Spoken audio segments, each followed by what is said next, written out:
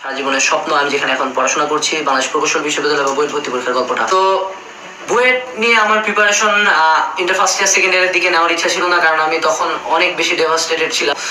But তখন আমি মানে বিশ্বাসও করতাম না যে আমি বুয়েটে পড়ার যোগ্য। আমি ঢাকায় আসছিলাম কোচিং করতে, 3 মাস শুধু ইঞ্জিনিয়ারিং এর পড়াশোনাই করছি, কোরেটরে প্রিপারেশন নিলাম। সো একটা পর্যায়ে যায় আমার পারফরমেন্স অনেক ভালো ছিল। সো তখন ফার্মগেট মালিক টাওয়ারে অনেকে বলতো যে আসলে ছেলেটা টপ 10-এ থাকবে, বাট আমি নিজেও জানতাম আসলে আমার প্রিপারেশন ওই লেভেলের না। আবার সেই এক্সপেকটেশনের প্রেশার, যাই হোক। সো বুয়েট প্রিপারেশনের দিন, বুয়েট পরীক্ষা আমাদের ছিল মেডিকেলের পরের দিন। আমি মেডিকেলও পরীক্ষা দিয়েছিলাম।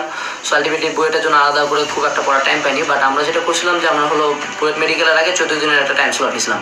সো 14 দিন বলতে 7 দিন আমরা বুয়েটের পড়া পড়ছিলাম, 7 দিন মেডিকেলের পড়া পড়ছিলাম। সো 7 দিন বুয়েটের পড়া পরে আমি স্টপ রাখছি, দেন মেডিকেলের পড়া পড়ছি, দেন মেডিকেলের পরীক্ষা দিয়ে আসে বুয়েটের পড়া শুরু করছি। সো বুয়েট পরীক্ষার মোটামুটি আগের যে মাঝখানে, বুয়েটের মেডিকেলের মাঝখানে একদিন গ্যাপ, ওই একদিনে কি পড়ছি আমি বলি। ওই একদিন আমি জাস্ট কেতাবুদ্দিন স্যারের, আমার ম্যাথ উইকনেস ছিল, আমি কেতাবুদ্দিন স্যারের কঠিন ম্যাথগুলো দেখছি। দেন আমি ফিজিক্সের সূত্রগুলো রিভিশন দিছি, আর কেমিস্ট্রি কিছু হালকা আমার ইকুয়েশন নোট করা ছিল, এই 3টা দেখে চলে গেছি।